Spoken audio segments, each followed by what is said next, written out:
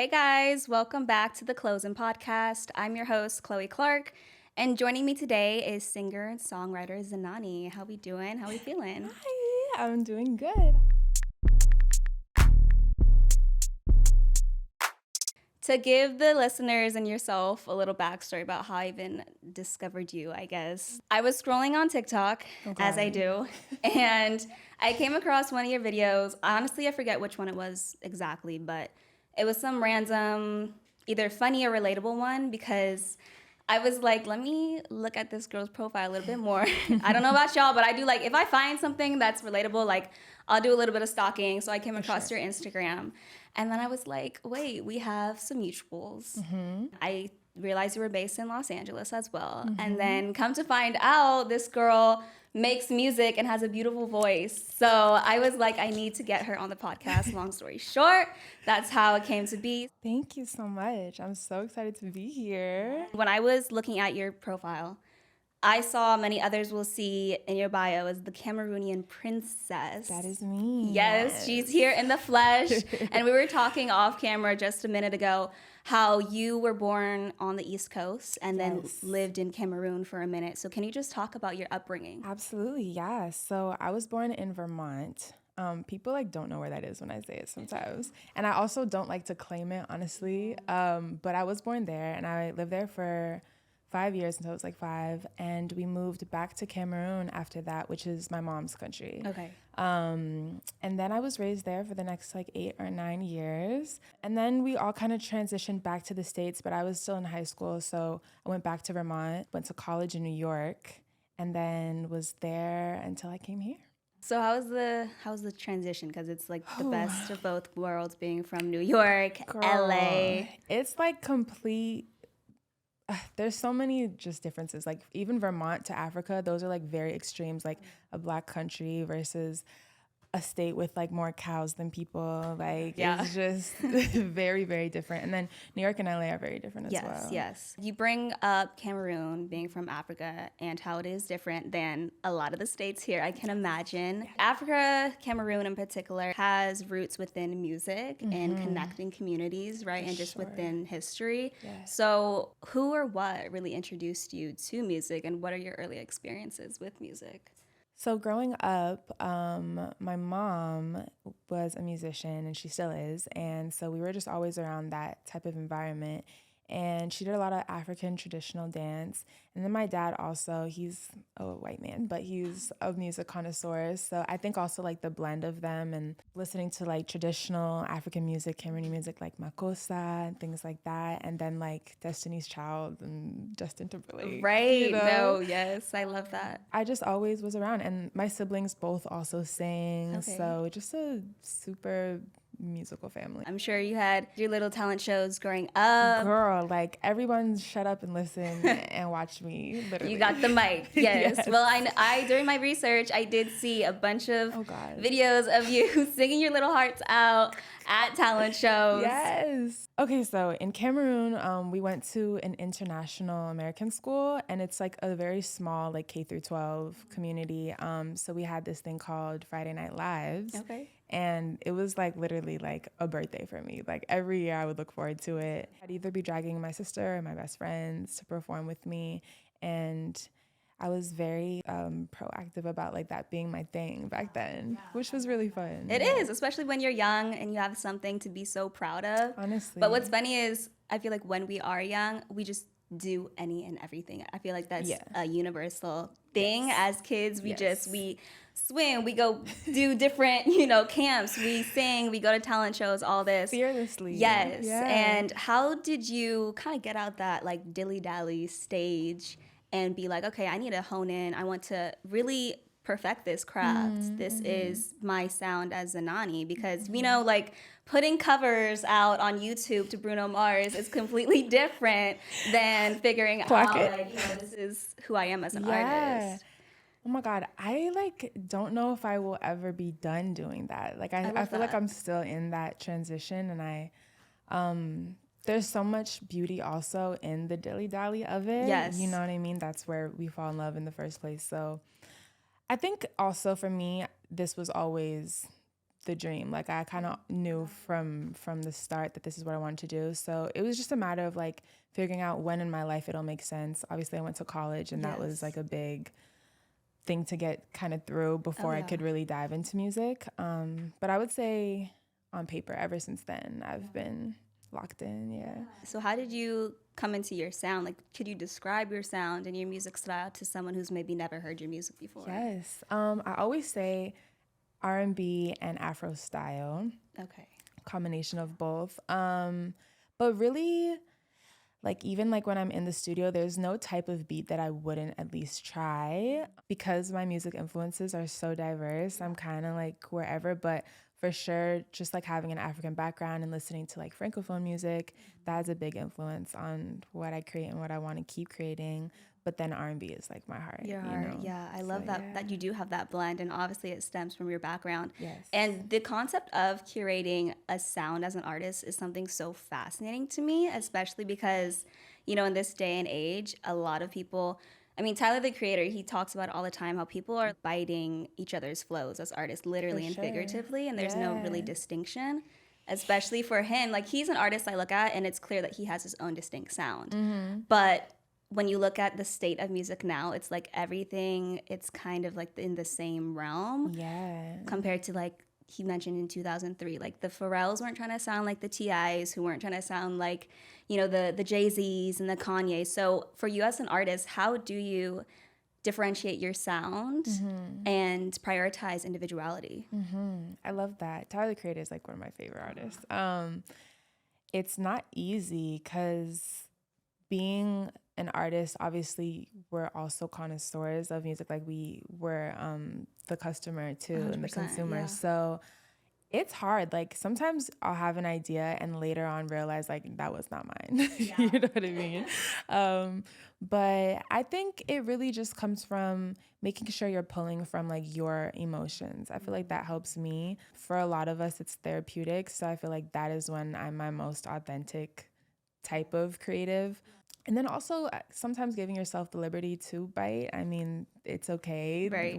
It's inevitable also to just have is. influence from the people that do what you love to do. So yeah, but I don't know. It's a weird balance. We are in like a weird state of just with technology and social media. I mean, you and I, we grew up with it being at the forefront, and now it's blown up into what it is now, this crazy monster, so to speak. And so when you think about it, like we're always consuming, as you mentioned, we're consuming different things. 100%. And I feel like attention is the main key thing across all, just not only music, but it's like you need to grab viewers' attention, shoppers' attention, right? So what do you think is it for you that sets your music apart and grabs said attention? I would like to think that it's a little less traditional and not so much, I guess, in the sound, but more in like the arrangements of it. For example, like I really love like the Tylers and the Franks and SZA, and like there's not always like a verse, hook, bridge. And honestly, like since I am still finding my sound, I've gotten a lot of critique about that. But it's one of my favorite things to do, and also like for other people's songs. And then anytime I incorporate French in the R&B sound, I think that is also like not something we hear all the time. No, that's definitely very unique. Yeah, I'm trying. I want to do it more, but it's not easy. Let's get into your, music process. How do you essentially turn an idea into a finished song? What is your songwriting process, creative process? What does that all look like? Okay, so I usually start with the beat. Okay. And I'll either just like hum melodies and then fill in words to those melodies, unless it's really like a therapy session and it's 4 a.m. and I'm alone and like just upset. Going through it. Yeah. Then it'll just come out and I'll just write some shit. And yeah, usually I'm like a slow burner kind of. So like by the second verse, I'll be really in the zone and I'll have to go back and edit the first verse type thing. But yeah, I don't like to spend too much time on the same idea also. Like if I'm not feeling it, like to You'll just get hop too much off. in your head. Yeah. Exactly. And come back or maybe not. But yeah.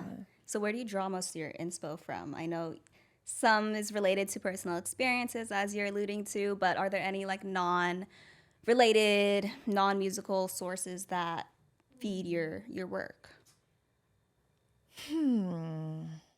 I would say it's like 90% personal experiences because there's just so much good and bad to talk about.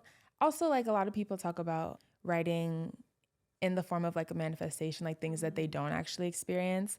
I don't know if I've mastered that yet because it is, again, so therapeutic to me. And like, it's just, I guess I just like it more that way. It just feels authentic. More and organic. Sometimes I won't even know how I feel. And then I'll make a song and it's like, oh, like it helps you feel it out, that's work my it feeling out. right there. Yeah. As part of inspiration, you're a little traveler, Miss World traveler. So does that, do those experiences, do those exposures really feed into your creativity in any way? 100%. Actually, one of my favorite places to write when I'm like not in my home is on the plane. Yeah, I feel like just seeing like clouds, it's like kind of corny, but it just like puts you in a different mindset. But yeah, I love to travel so much, and obviously like I spent my first birthday in Cameroon, so I've always been just on the go. I think it just like opens your perspective and refreshes you for sure. So it's always nice to create after that or during that because I'm in a new mindset, and again, it comes from whatever's in my head. So I do want to get into a specific song, Itch Stitch, which is I have to say, is my favorite song. I'm not going to lie. Really? Ever since I had discovered your music, your albums, I'm telling you, I've been playing that song like at least once every day. Can you describe what went into that song, the creative process in that? Yes. Oh my God. Itch Stitch was one of the first songs I wrote like seriously. And it's like messy. It's about having, I like to say like the itch is one significant romantic person and the stitch is another. And you know, like when you have a cut, like it itches, whatever, but you're not supposed to itch it. You're supposed to actually stitch it up so it can heal. I guess I was just really in like a healing process when I wrote that, and like battling like not being okay and still like wanting to maybe explore what being okay might look like somewhere else. But then the wound is still there. You pull me in your arms and you hold me close tonight. Let me cry, but if I told you why you turned into a fight, blame it on me. I wish I could tell you low key. If I let you know when you leave me be, hope it'd be fine cause you know me. When you promoted it, you said it was the most a project that you ever produced at that point in time. Yeah. So are songs and albums an accurate depiction about the different stages in your life? Definitely, yeah. I think sometimes it'll be like an afterthought type of thing, but for sure it's always deeply rooted in something I went through. Yeah, I tell on myself a lot, actually. Yeah, exposing yourself a bit. Yes. But if music can be used as such a conduit in that way, could you describe the version of yourself in your last album that you dropped, your last piece of work? So the last thing I dropped was Purple Guts. That was the last album. I would say that was my maybe like darker side, or just more serious and like refined and analytical side. There's still like some fun in there because I'll always be a little unserious, but I just wrote it like in a time of extreme solitude, and that has so many ups and downs. But yeah, it's like a lot of like me talking to myself and just like push through motivation type thing. And yeah. Do you have a favorite song of yours? And why? I have to say chapter 2. Okay. It's CH2. People think it's channel 2 sometimes. Oh, really? Yeah, but it's chapter 2. Clarification. Yes. I think that, I don't even know it's my favorite to listen to, but I just feel the most connected to it. I literally like hadn't recorded for I don't even know how long. And then I got back to the studio, pulled up that beat and just cried to the beat. Like I was really trying to record something and like it was such a release. And then after the words came along and it's just like, I don't know, it's so personal. Yeah. And I can't go back again. I found my peace of mind. Better place to die. If you listen to your music, it's a lot of personal things as we're talking about. And you talked about crying and letting your emotions out. How does songwriting and the act of that, how does it help one heal? I'm like not this emotional in real life. I feel like it's very much behind closed doors. So I think that is why it's so important to me, because day to day I'm like chill, you know what I mean? So yeah, I don't know. It's super helpful, but then also I don't like to always be too serious even in my music. I Right. have like more fun tracks too ever since Purple Guts, and I like to just have a different vibe for whatever I'm feeling, you know? Yeah. I mean, when you think about it, writing, not even songwriting, but writing in general, it does help you become in tune with your emotions, Right, your like feelings. journaling. That's for Exactly. everybody, for Yes, sure. 100%. So, how do you figure out though which stories, which feelings you want to explore within your music? Is there anything? Because you talked about being more of a calm person, more reserved person in real life, but then you let it all out in your music. So how do you decide? Is it a conflict at all as far as what you put out into the world? It can be sometimes. There's like pressure to just make marketable music, obviously. So there will be times when I'm trying to like be relatable, but I just don't end up loving those as much. Yeah. I just think, yeah, the honesty is actually what will translate, you know, Yes. and maybe not as fast and maybe not to everyone, but the people that it'll catch, like maybe you with Itch Stitch, like you really held on to that. And I love that so much. Yeah. I was like listening more to the lyrics and I'm like, maybe I have been going through a little something. What's the tea? What's the tea? Right.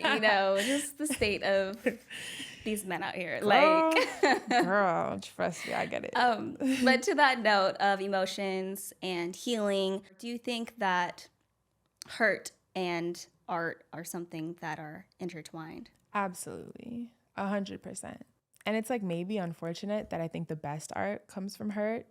But like I think that's just like the facts. Even like the whole how I don't know what it's called, like the 27 myth, where like a lot of artists pass away at 27, whatever, and they were all or mostly battling with like depression and drug abuse and stuff like that. Like Amy Winehouse, for example, she clearly was creating from so much pain, but she is one of the greatest, you know? Yeah, it's crazy to think about because they're the ones, as you're mentioning, that are creating some of the most beautiful things, but behind closed doors, it's like they're really battling. It's dark. Yeah. It's a weird thing. Have you ever written a song that has taken you in a completely different direction or mental space than you anticipated? I think that like before I even start recording, when I listen to the beats and choose which one I go with, that tells me already. So like if I lean towards like a sadder beat, then I might not know that I'm actually sad, but the fact that I vibed with that like speaks volumes for me. So I think it's pretty much clear like what I'm doing before I go into it. Okay. Yeah. So when we're looking at the entirety of songwriting and its process, how do you know when a song is finished? Is it difficult to let go of that art? Yes. I don't think songs are really ever done. I think someone or you decide that like, okay, like we're just It's gonna time. stop here. Yeah. Especially like I actually never thought I would be a writer until like a couple of years ago. I was just like, yeah, I'll have ghostwriters. Like I just want to sing. But then COVID happened and I was tired of waiting on people. So I was like, okay, let me just try. And now I still feel like a beginner, but like I can't imagine not writing. Do you have a lot more respect for those now, knowing that you write your own music, for those in the industry, like the Drakes and where we know that they have so-called ghostwriters? Do you have a lot more respect for those that do write their own music? Absolutely, for sure. Because it's easy to be like handed a hit, which is still an art in its own. But yeah, there's just like such a different like talent that like isn't really tangible. Like when you can really create a story in a song or express your feelings in a song. Do you think that is a challenging part of creating a song, or what specifically is the most challenging part when we're looking at the creative process? I definitely do think that's the hardest part. Also, sometimes, like especially for me, ideas will be so like jumbled and like I'll like say so much and it's like, wait, what is the main point?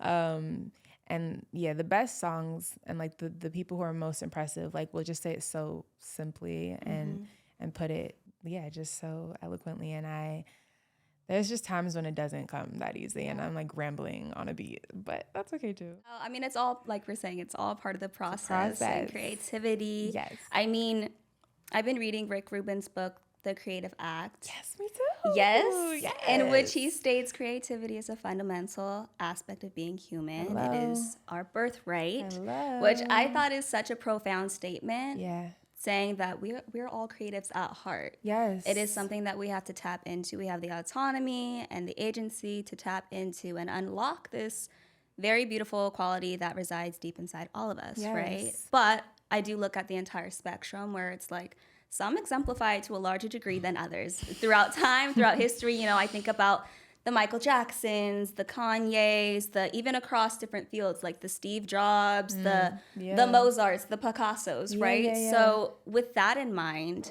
what do you think separates one from being an average creative from a creative genius, if you will? Yeah. Well, in the Creative Act, he talks about how we create every day, whether it's rearranging our furniture or your bedroom or whatever, putting on an outfit. I think the greats, though, they have to do their creativity and whatever that looks like to the fullest extent and keep on pushing that boundary. And it's like a thing that maybe can't be easily satiated. And I think you have to kind of be born with that innate drive, you know. I don't think everyone has it, and that's what makes the Kanyes right, 100%. They're the ones that think outside the box, but not only that, they sustain it and think of ways to stay above the curve. He's just being him always. Exactly. But when we're thinking about it, you know, creativity, it may not come as easy for some of us than others. How do you handle creative blocks? Is there times where you sometimes doubt your own vision? Absolutely, yeah. I'm super critical in general of the world and then in turn to myself.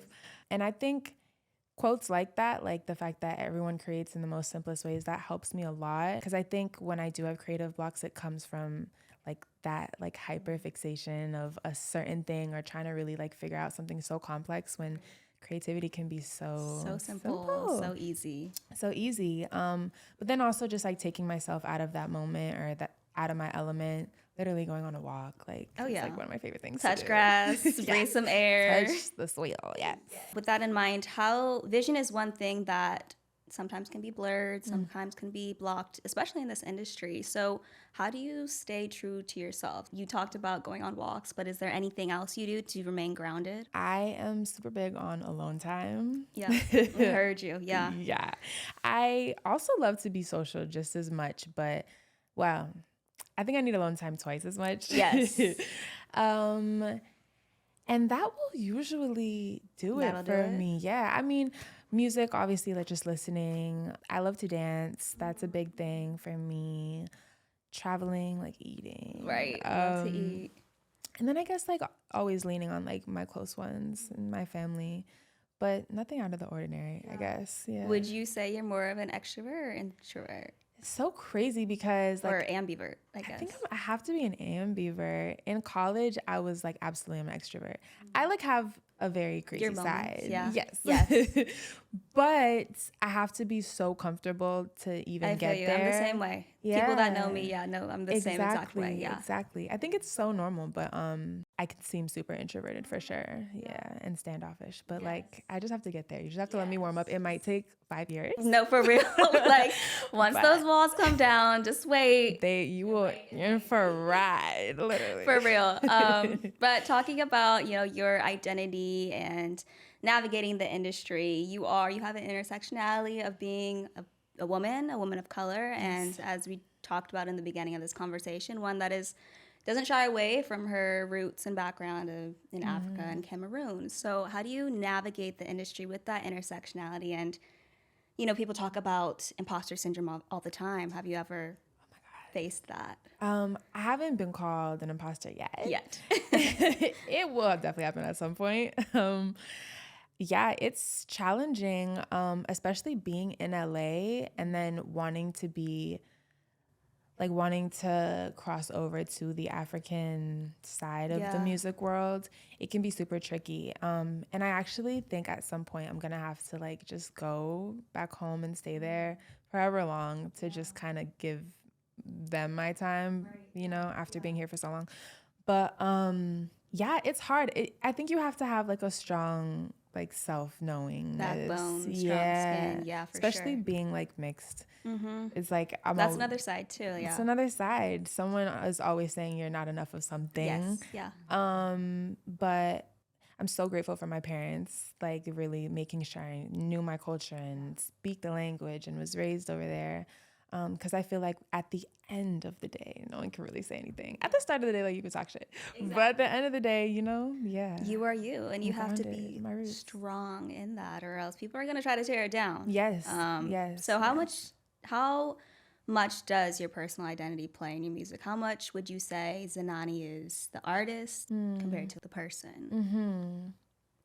Yeah, I think I probably show up more as who I really am in my music than in other places. Yeah, I also think like when you're in these types of industries, like there's so much pressure on being a brand. Right. So again, like I'm still in the beginning stages of like what the brand Zenani even is, but I've always known, and I know that I just want it to be like my truth and whatever that looks like. And that might change over time. Right. Hopefully I'll become a bossier truth, but that's just where we'll always stem from. You're talking about being your raw, authentic self. And even when listening to your music, it's clear that it's just so unapologetic, so real. Even a song like Tuesday, that one in particular, it literally merges your culture, your roots with your identity.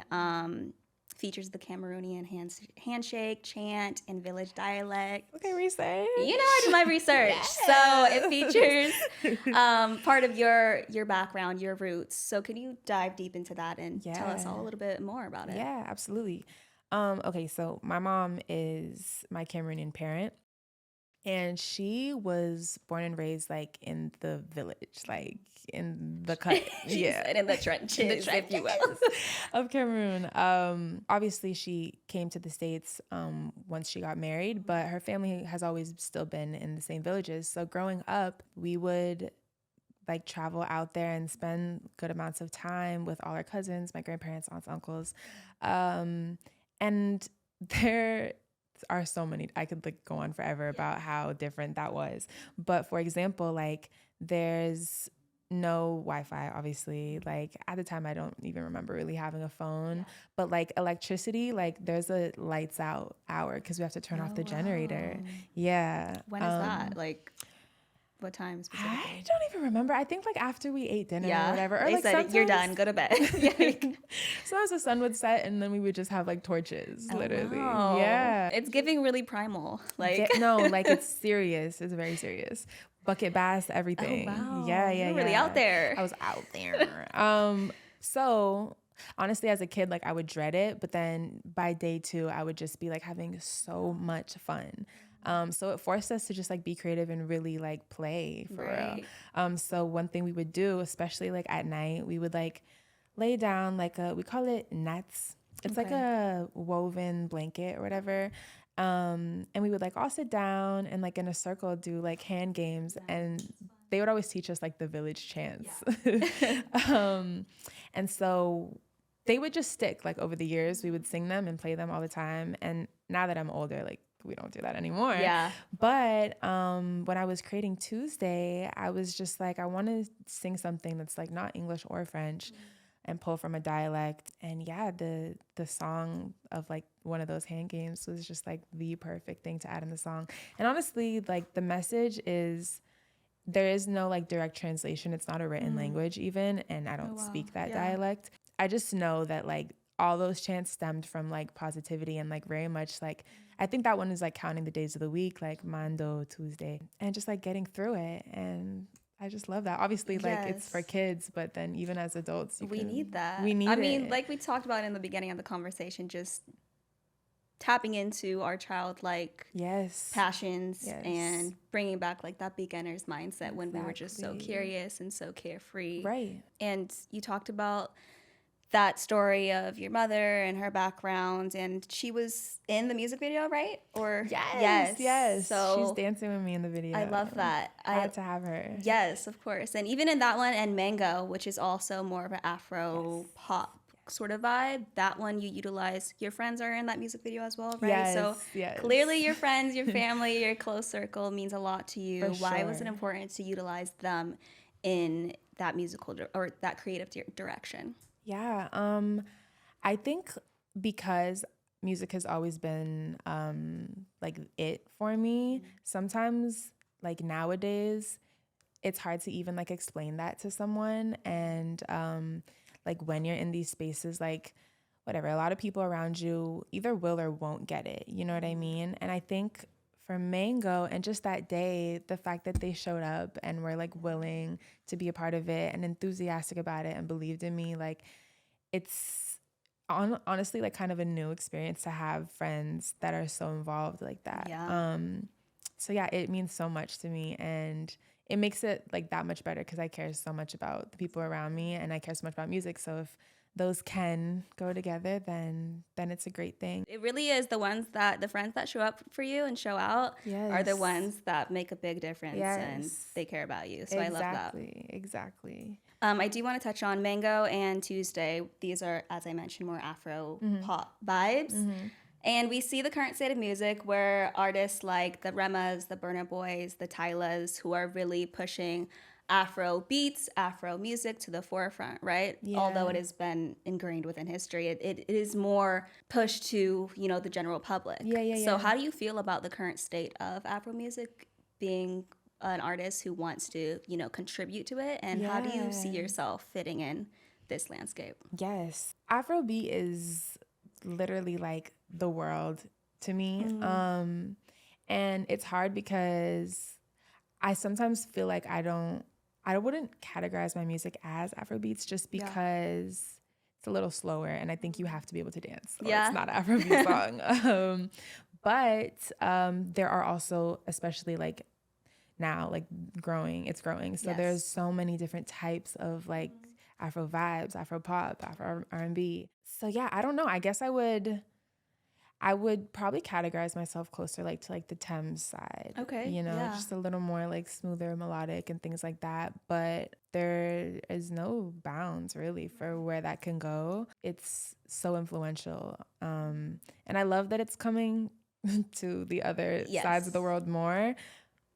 But I worry sometimes about like the respect of that, you know what I mean? And also like the bite situation. There's a lot of biting happening, which is beautiful sometimes and okay, but then I just hope it doesn't ever get watered down, you know what I mean? Because it's so important. We're talking about figuring out, identities, your place within the industry, and I want to reference a TikTok that you posted once again where it's a good one. Okay. You highlighted your phrase of the season, of said season, which was how you do anything is how you do everything, which I love. I'm a firm believer of.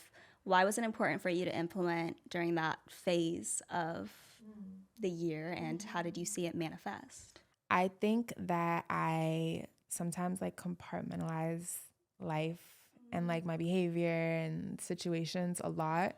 And like that's a coping mechanism for sure. Yeah. But it can get so just like overwhelming and hectic to do that. And then especially like, again, like as girls and like we're in our young adulthood and just trying to figure it out. I just think, your mental habits are so important to just clock. And something like that, like how you do anything is how you do everything, it really holds you accountable for the smallest things to the biggest things, but in such a simple way that it doesn't feel as overwhelming as like having different sections of your mind for different stuff. So I think that it's just helped me like identify with one way of being or whatever, and whatever I want that to be, I know I can at least trust that I'm applying that everywhere.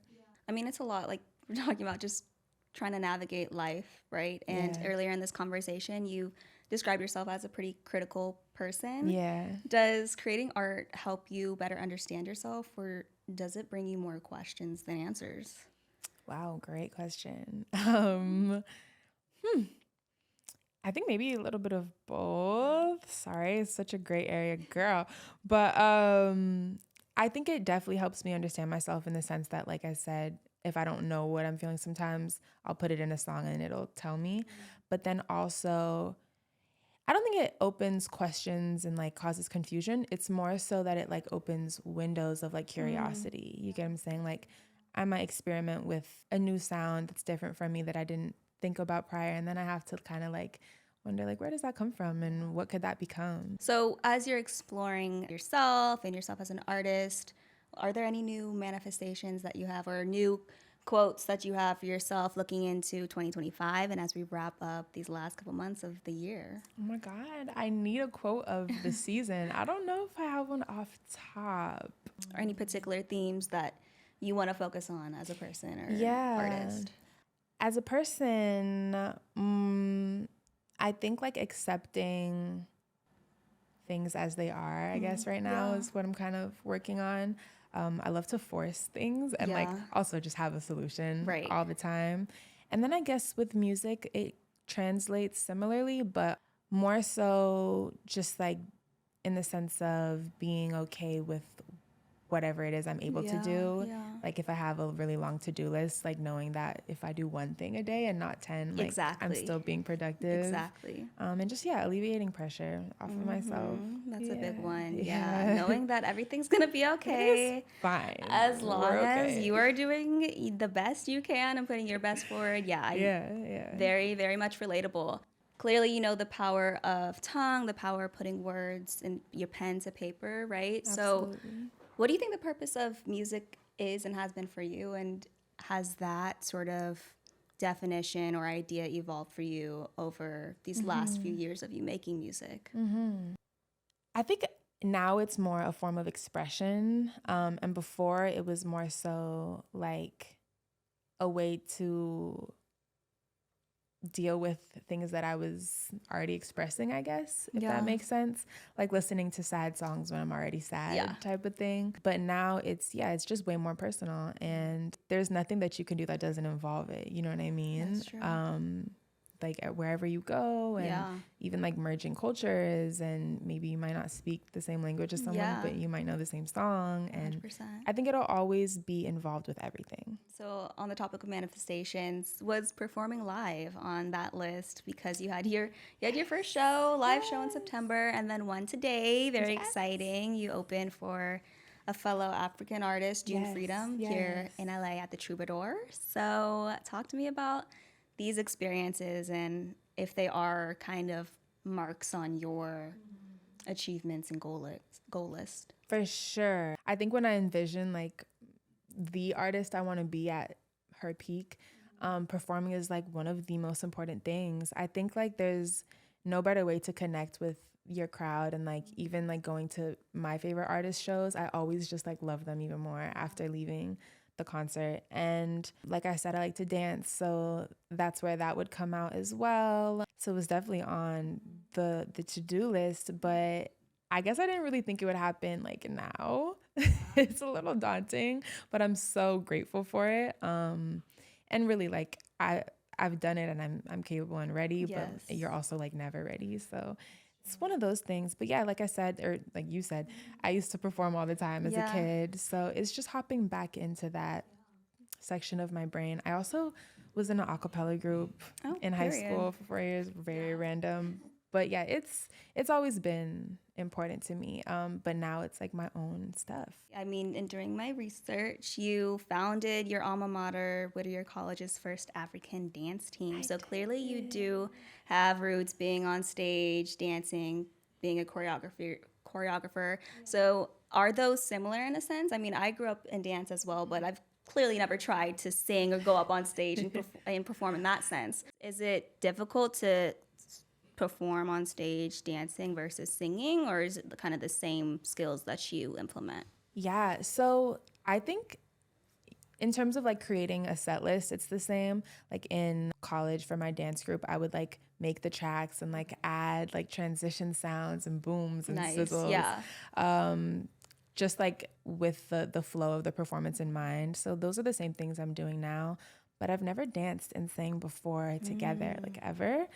Do you ever plan on it? I might be doing that tonight. Oh, love that. For the first time. And yeah, it's just like really like two huge puzzle pieces coming together for me. I'm nervous. I'm trying not to break an ankle, but yeah. You'll do great. You'll do great. Thank you. How was the first show? How did you kind of prep for that? And I mean, even this one, how do rehearsals go? How does the preparation for a big day go? So the first show, I had a live band with me.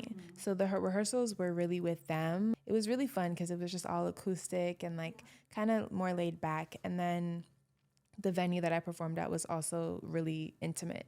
So it just felt like my loved ones and literally support, whether I got up there and did horrible or great. Yeah. It was just love. And I really appreciated that because I was so nervous. I think this one will be a little more like performance-y, on a bigger stage. I won't have the live band this time. It's going to be playback. So yeah, I'm just moving on up. I love that. I love to hear it. Love to see it. So you have had these performances in front of live crowds, live audiences at venues, but I do know that you've had more unique and intimate performances. You performed in Africa 2 of your songs off your EP Coaster with, it was just yourself and a Cameroonian guitarist.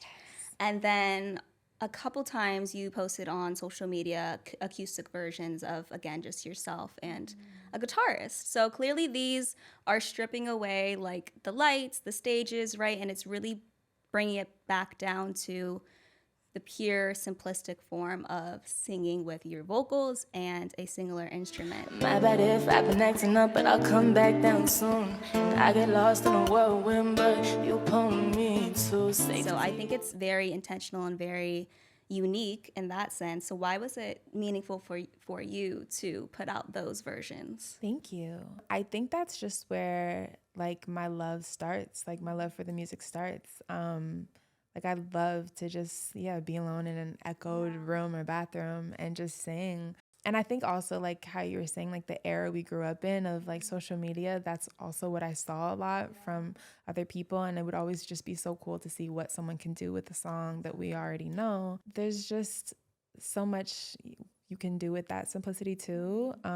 So the mashup that I did of 2 songs off Coaster, honestly, it was like kind of a freestyle. Yeah. And it was just so fun to just flow with it. And I was like in the heart of my city, back home, and I just think it's so fun. There's less pressure than when you really have to put it on. Right. Yeah. Talk back, but you should listen from me. Everything like the kitchen, no guess where. Just cannot compare.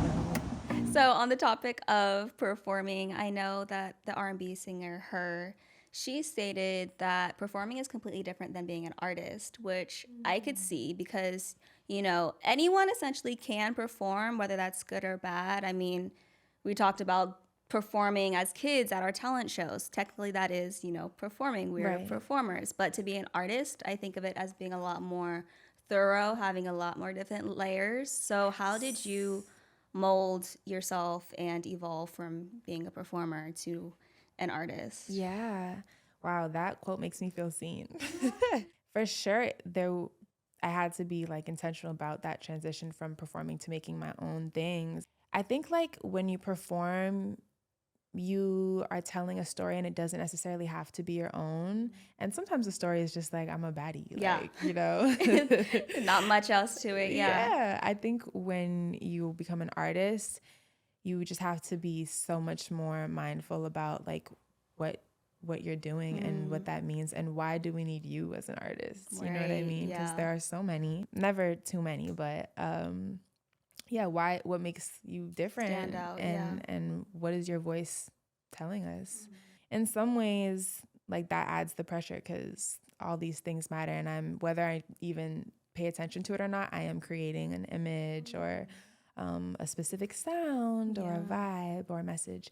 But there's also that's where the power is, so you can really run with it. You are kind of exposing yourself in a way, right? And sure. As you talked about, you are putting out a specific image, and I know that you've called yourself a look good, feel good type of gal before. Yes. I mean, if you look at your Instagram, we know you're quite the fashionista. You have your own style, your own flair, your own taste. And I was also listening to a recent SZA interview on Apple Music, and she said she credits her great taste to what has propelled and continues to propel her music career, because she didn't have any technical training or skills when she first started singing, which I had no idea. But because of her eye for great and beautiful things, just having great taste, and that spans beyond music, just in general, her great taste, that's what she believes has driven her to be a great artist, great singer. So do you think that having great taste can be more powerful than possessing any technical skill? 1,000%. Yeah, I resonate a lot with that sentiment. Well, I'm not speaking from experience because I haven't been trained either. I'm on that side of just like kind of just flowing with it and doing what I can and self-teaching. Yeah. And I know that there's technique that is important, but I haven't tapped into that, and I think maybe it's I see people who see me in that situation, but it's just also like, again, it's innate. Like you can't say I studied this or I learned this. You just came with it, and that's so raw. And I think with like fashion and stuff too, like I don't have a specific fashion, and like sometimes it's just so random, but I'm looking for whatever that like little difference is. Right. And I think it correlates just the same way SZA said. Yeah. So no technical training, but did it ever come to a point where you thought like, oh, maybe I should, or have you just been, no, I'm doing this my way, I don't need any sort of absolutely training? not. I like, who wants to train me? Like, let's go. Let's sign me up. Sign me up. Yeah. I definitely want voice lessons, just because if I've gotten this far, I can do this much with what I have. I want to just like, expand on that as much as I can. And like, because again, I can do it for now, I'm kind of all right. Chilling. Yeah.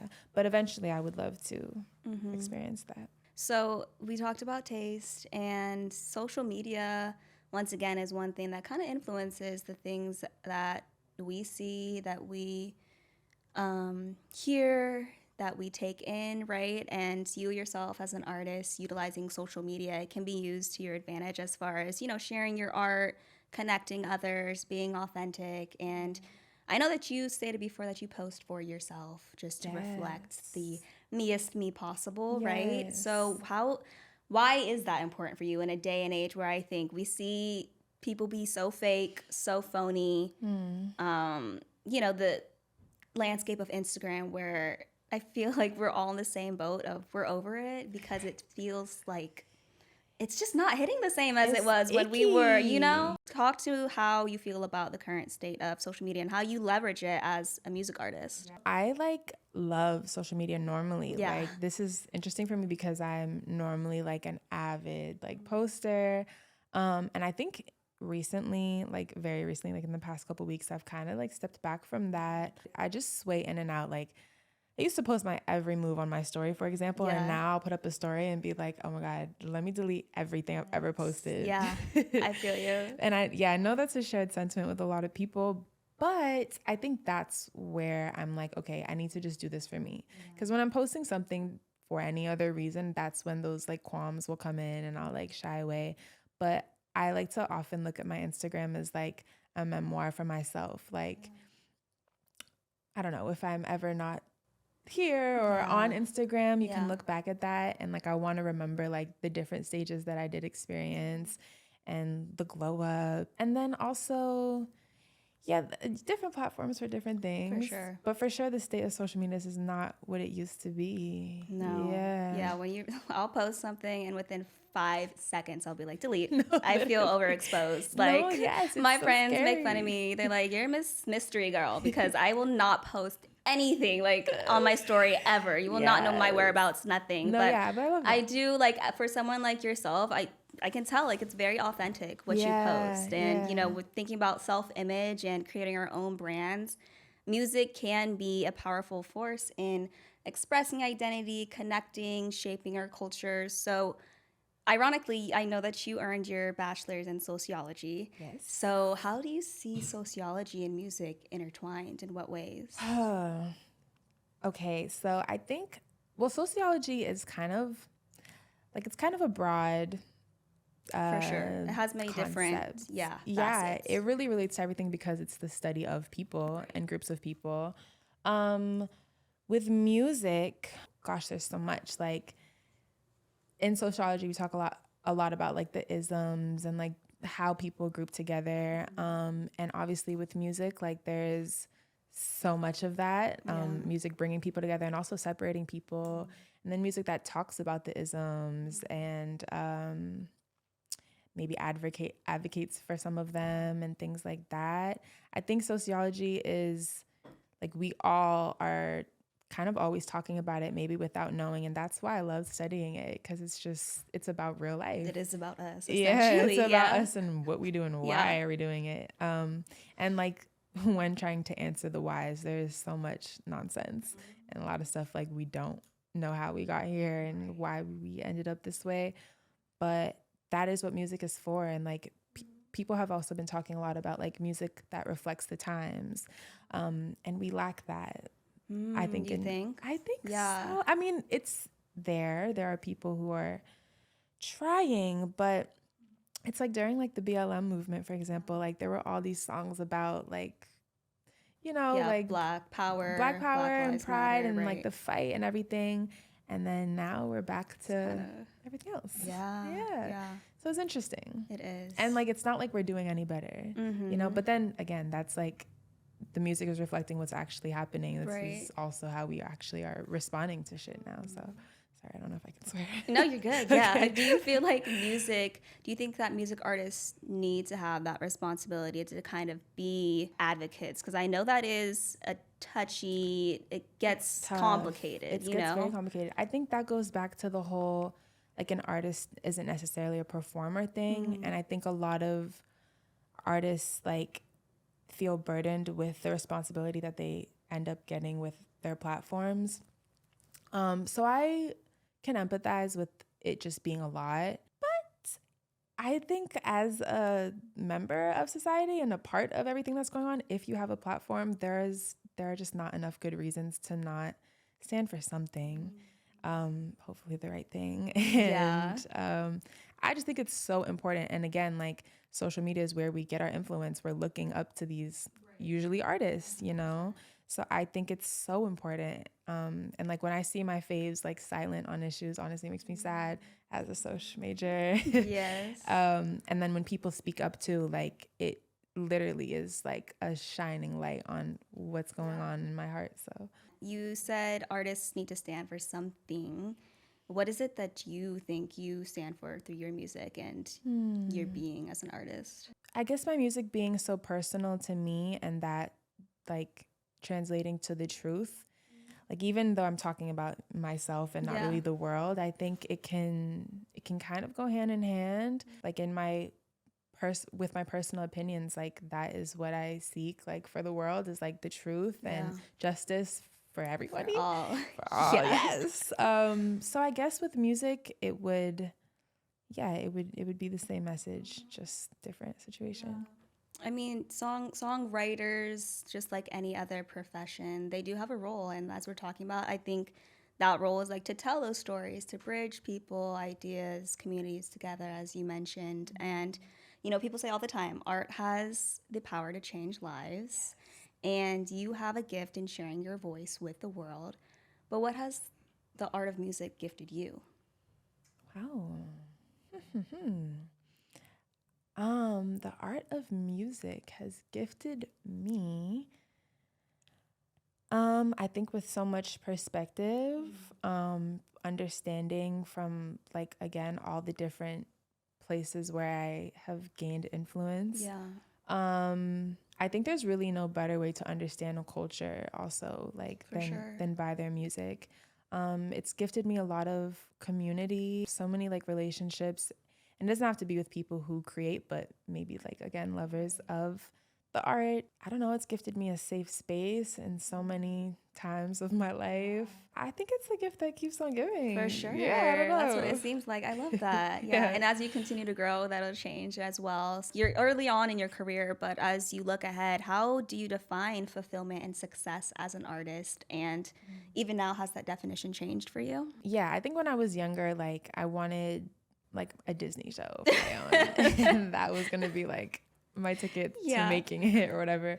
And then like as a young adult, sometimes like that looks like financial freedom because there's so much to figure out and people to take care of. But I think more so like on the art aspect, I think I'll feel accomplished. I think it'll come down to like the people, and I hope that there's a place where I can put it that will just make me like feel understood and that I resonated with someone and they resonate back to me, because I want it to be an exchange all the time. Yeah. Is that what keeps you motivated? I mean, you have a lot of goals set for yourself. What is the thing that really keeps you driving in this field? I think that is definitely one of the things that keeps me motivated. I think besides that, I'm just so sure about it. Like I'm so sure that this is what I want to do, and it's literally always been that. So I just can't see it any other way. And sometimes it's like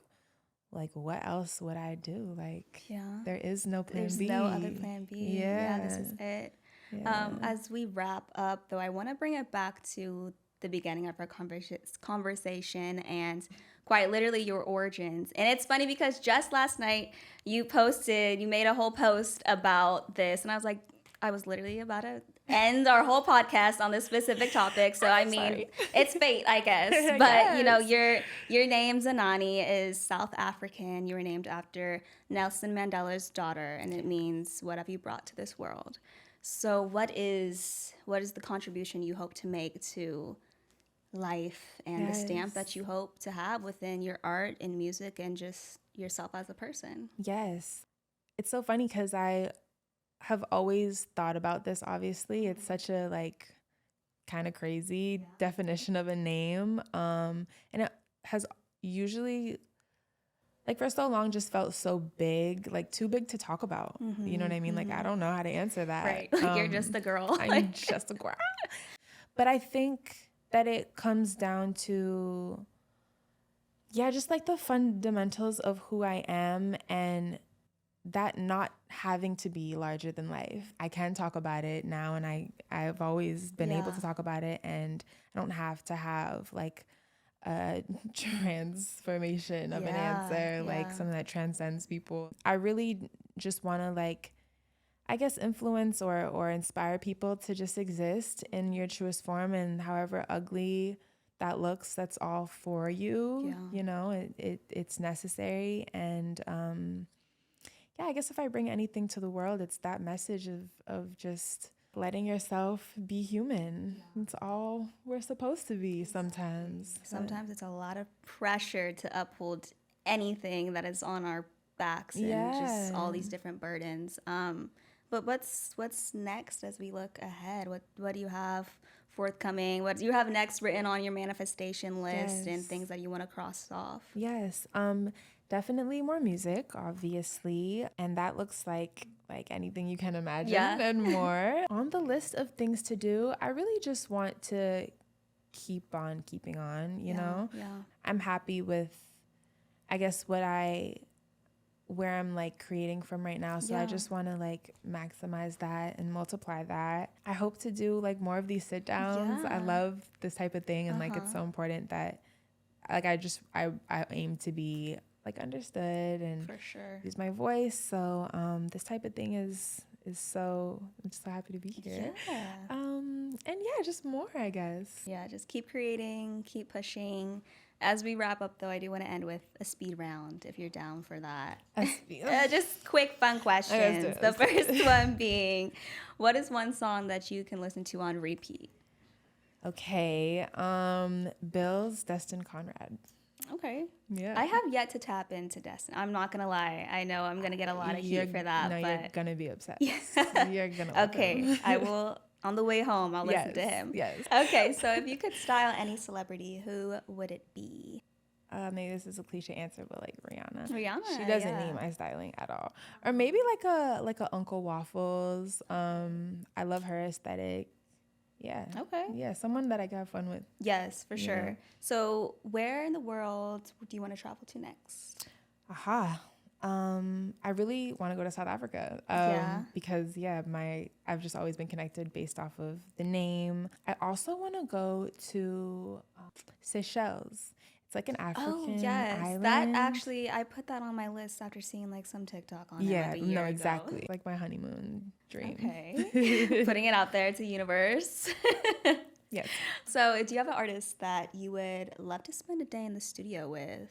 I'm going to say SZA, just because I feel like there just might be like a synergy there. Yeah, I could see that. You know? I could see that for sure. Yeah. And just also like she seems like a free floating, just like creative. That would be cool. On the note of studio sessions, do you have any needs? What are your essentials when you're in the studio and locked in? Yes. I love a tea. Mm-hmm. I love honestly, like any snack or like anything I'll be happy. A little sweet treat. Cookies, something like that. And then like I guess when I'm at home, I usually light a candle. Okay. I need to start doing that more when I'm out of my element. But I'm like low maintenance. I don't want too many people. I was gonna ask, you don't really have people up in there? Not really. I'm not a turn up studio girly, but then once the song is like on its way to being done, like you guys are come in. So last one, if you weren't in music, what would you be doing, you think? I know you stated before that you feel like this is your calling, but if you had to pick any other profession. Yeah, I would definitely be a teacher. Okay. And I actually taught for a little bit after college, but Nice. I've always like said if there were anything else, like I would love to just teach, work with kids, probably like maybe teach abroad. Okay, yeah. But yeah, I think that's probably what I'd be doing. Yeah, any subject in particular, or what did you teach in previously? I was a teacher's assistant, so I Okay. was with elementary students, so Yeah. I was just like classroom. For sure. Yeah, not really anything specific, but I don't know, it could be anything. It could be like a diversity teacher, maybe even like counseling, perhaps. Music teacher. Like Yeah, it's I cheating, see but it. yeah. Okay. Yeah, Yeah. interesting. Well, thank you so much for joining today. I'm going to also end on one last segment. I always let all of our guests put us on to anything at all. Could be, you can put us on to a restaurant, put us on to one of your friends, put us on to another music artist, anything at all. Just put the people on. How cool. I guess I'll go with food just because it's the easiest thing. I'm like obsessed with tender greens. I always love tender greens. It has never failed me. Ever. Yeah. And I love to put people onto tender greens, especially in LA. Like people will complain about the food here, me being one of them. But it's so like fresh, healthy, but it's so good. I promise you it's so good. So go try it if you haven't tried it yet. You can also end on letting the people know where to find you on Yes. Instagram, Yes. listen to your music, all that good stuff. So my Instagram is Zenani, Zen, 3 A's and I. You can look up my name without the 3 A's on YouTube for my music. You might have to type in Zenani music because Nelson Mandela's daughter is an icon. My TikTok for literal nonsense is Lady Z Ponce. It's Ponce. Perfect. Thank you so much for having me. No, thank you for joining. I really enjoyed it. Appreciate it. For everyone listening, thank you again for tuning in, and I'll see you guys on the next episode.